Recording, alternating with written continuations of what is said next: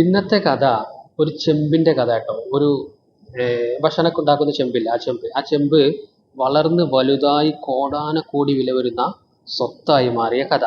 ഇത് കഥ നടക്കുന്നത് അറബി നാട്ടിലെ 60 വർഷങ്ങൾക്ക് മുന്നേ നടന്നൊരു കഥയാണ്. ഒരു രാജ്യത്ത് ഒരു വൃദ്ധയായ സ്ത്രീ ഉണ്ടായിരുന്നു. ആ സ്ത്രീക്ക് ഭർത്താവില്ല, മക്കളും ഇല്ല, അങ്ങനെ ഒറ്റക്ക് താമസിച്ചിരുന്നു. ആ സ്ത്രീയുടെ കയ്യിൽ ഒരു ചെമ്പുണ്ടായിരുന്നു, ഭക്ഷണമൊക്കെ ഉണ്ടാക്കുന്ന ചെമ്പ്. ഈ ചെമ്പ് സ്ത്രീ എന്ത് ചെയ്യും, ആളുകൾക്ക് ഭക്ഷണമൊക്കെ ഉണ്ടാക്കാൻ ആവശ്യം വരുമ്പോൾ അവർക്ക് കൊടുക്കുകയും പിന്നെ ഭക്ഷണം ഉണ്ടാക്കി ഇങ്ങോട്ട് കൊണ്ടുവരികയും ചെയ്യുന്ന ഒരു പതിവുണ്ടായിരുന്നു. പണ്ട് അറബി നാട്ടിലെ അയൽവാസികൾ തമ്മിൽ സഹകരിച്ച് ജീവിച്ചിരുന്നു എന്നാണ് പറയുന്നത്. അതായത് ഉപ്പ്, മുളക്, മല്ലി ഇതൊക്കെ എന്തെങ്കിലും ആവശ്യം വന്നാൽ അവർ അയൽ വീട്ടിൽ പോയിട്ട് വാങ്ങുകയും കൊടുക്കുകയും ചെയ്യുന്ന ഒരു സമ്പ്രദായം ആ കാലഘട്ടത്തിൽ നടന്നൊരു കഥയാണ്. അങ്ങനെ ഈ സ്ത്രീയുടെ കയ്യിലുള്ള ചെമ്പ് അങ്ങനെ എല്ലാവർക്കും കൊടുത്തിരുന്നു എന്നാണ് പറയുന്നത്.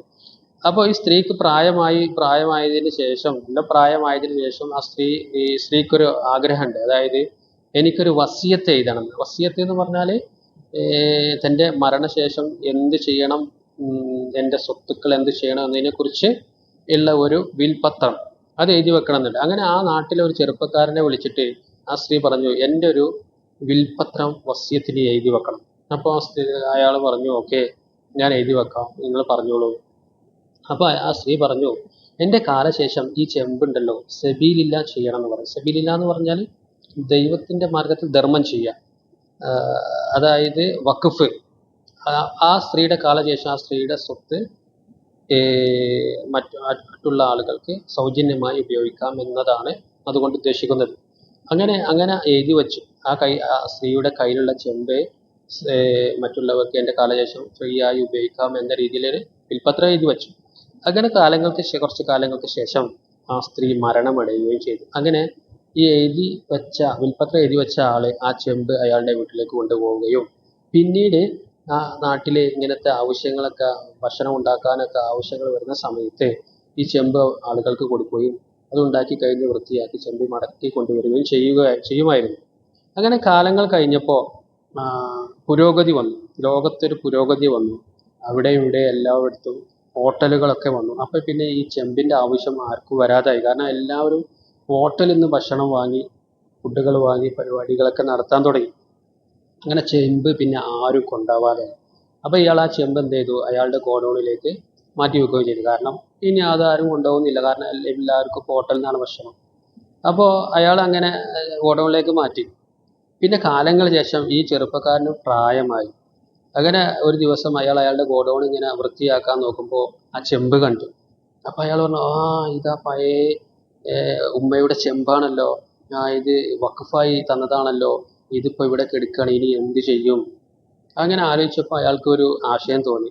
അവിടെ ഗ്രാമത്തിൽ ചിലപ്പോഴൊക്കെ ഒരു പ്രോഗ്രാമുകൾ നടക്കാറുണ്ട്, നാട്ടിലെ എല്ലാവരും കൂടുന്ന ഒരു പ്രോഗ്രാം. ആ പ്രോഗ്രാമിൽ ഈ ചെമ്പിനെ പറ്റി പറയാം, അപ്പോൾ ആരെങ്കിലും എന്തെങ്കിലും ആശയങ്ങൾ പറഞ്ഞു തരും. അങ്ങനെ ഒരു പ്രോഗ്രാം വന്നെത്തുകയും ഈ ചെമ്പിനെ കുറിച്ച് ആ പ്രോഗ്രാമിൽ ഇയാൾ പറയുകയും ചെയ്തു. ചെമ്പ് ഉയർത്തി കാട്ടിയിട്ട് ആളുകളോട് ചോദിച്ചു, ഈ ചെമ്പ് നിങ്ങൾക്ക് അറിയുമോ, ഇതിനെപ്പറ്റി വല്ല ഓർമ്മയും നിങ്ങൾക്കുണ്ടോ എന്ന് ചോദിച്ചു. അപ്പോൾ ആളുകൾ പറഞ്ഞു, അതെ ഉണ്ട്, ഇത് പഴയ ആ സ്ത്രീയുടേതല്ലേ, എൻ്റെ കല്യാണത്തിന് ഈ ചെമ്പിലാണ് ഭക്ഷണം വെച്ചത്, എൻ്റെ സഹോദരിയുടെ കല്യാണത്തിന് ഈ ചെമ്പിലാണ് ഭക്ഷണം വെച്ചത്, എൻ്റെ അമ്മാവൻ്റെ കല്യാണത്തിന്. അങ്ങനെ എല്ലാവർക്കും ഓരോരോ അഭിപ്രായങ്ങൾ. അതായത് ഈ ചെമ്പിനെ പറ്റി എല്ലാവർക്കും അറിയാം. ചെമ്പ് എന്ന് പറഞ്ഞാൽ അത്രക്കും ഫേമസ് ആയ ഒരു ചെമ്പായി മാറിയത്. അപ്പോൾ ആളുകൾ എല്ലാവർക്കും അറിയുന്ന ഒരു ചെമ്പ്, അതിനെ ഒരുപാട് കഥകൾ പറയാനുള്ള ചെമ്പ്. അപ്പോൾ ഇയാൾ പറഞ്ഞു, ആ സ്ത്രീ മരിക്കുന്നതിന് മുന്നേ ഇത് ധർമ്മം ചെയ്തതാണ്, ആർക്കും ഇത് ഫ്രീ ആയിട്ട് ഉപയോഗിക്കാമെന്ന്. പക്ഷേ ഇപ്പോൾ ആരും അത് വാങ്ങുന്നില്ല, ഹോട്ടലുകളൊക്കെ വന്നതോടുകൂടി. അപ്പോൾ പിന്നെ ഇത് എന്ത് ചെയ്യും, നിങ്ങൾക്ക് എന്തെങ്കിലും ഐഡിയ ഉണ്ടോ എന്ന് ചോദിച്ചു. അപ്പോൾ അവിടെ കൂടിയ ആളുകളിൽ ചിലർ പറഞ്ഞു, നമുക്കത് വിൽക്കാം, വിറ്റ് കിട്ടുന്ന ആ പൈസ ഉണ്ടല്ലോ അത് നമുക്ക് ചാരിറ്റി ചെയ്യാം എന്ന് പറഞ്ഞു. അപ്പോൾ അത് നല്ലൊരു ആശയമായി തോന്നി. അപ്പോൾ ഇത് വിൽക്കാം എന്ന് പറഞ്ഞു. എത്രയ്ക്ക് ഇത് വിൽക്കും?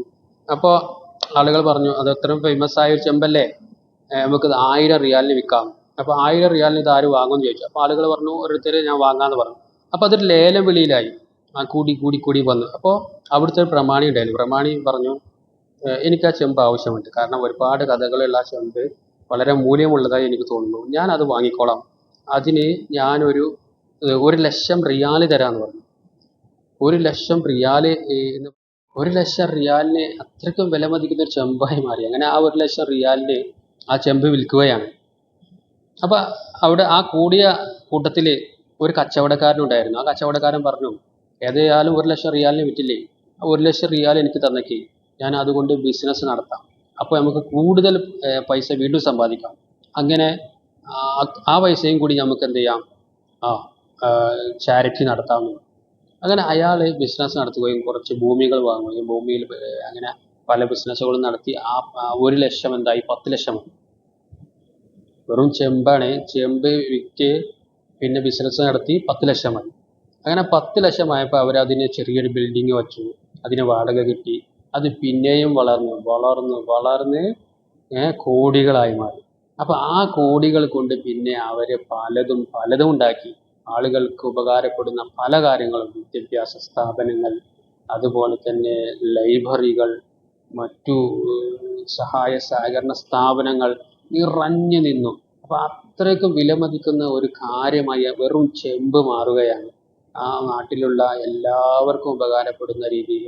അപ്പോൾ ഈ കഥാകാരൻ പറയാണ്, വെറും ഒരു ചെമ്പ്, ഒരു അലുമിനിയം ചെമ്പ് വളർന്ന് വലുതായി. അത് വസിയത്ത് ചെയ്തപ്പോൾ, ഞാനൊരു ചെമ്പ് വസിയത്ത് ചെയ്ത് കഴിഞ്ഞപ്പോൾ ആർക്കെങ്കിലും കഥ കേൾക്കുമ്പോൾ നെറ്റി ചുളിയുന്നുണ്ടെങ്കിൽ ആ ചെമ്പാണ് വളർന്ന് കോടി വില വരുന്ന സ്വത്തായി മാറിയത് എന്നും.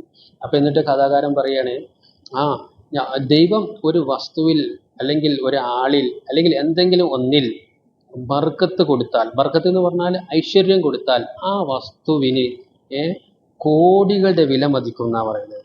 അപ്പൊ ആ ഒരു വസ്തു അല്ലെങ്കിൽ ഒരു നമ്മുടെ ജോലി, നമ്മുടെ മക്കൾ എന്നിവയിലൊക്കെ ഐശ്വര്യം കിട്ടാൻ വേണ്ടി ദൈവത്തോട് പ്രാർത്ഥിക്കണം. പിന്നീട് പറയാണ്, ഈ സ്ത്രീയുടെ മനസ്സാണ്, നല്ല മനസ്സാണ് ഇത്രയും വലിയ വലിയ സമ്പാദ്യം അതിന് കിട്ടാനുള്ള കാരണം. അപ്പോൾ നല്ല മനസ്സോടു കൂടി ഓരോ കാര്യങ്ങൾ ചെയ്യുമ്പോൾ ദൈവത്തിൽ നിന്നും നല്ല ഐശ്വര്യം നമ്മളിലേക്ക് എത്തും. അങ്ങനെ നല്ല കാര്യങ്ങൾ ചെയ്ത് ജീവിക്കുക, നമുക്ക് ഒരുപാട് ഉന്നതിയിൽ എത്താൻ സാധിക്കും. ഓക്കെ, കഥ ഇഷ്ടപ്പെടുകയാണെങ്കിൽ like, share, follow. Okay, by.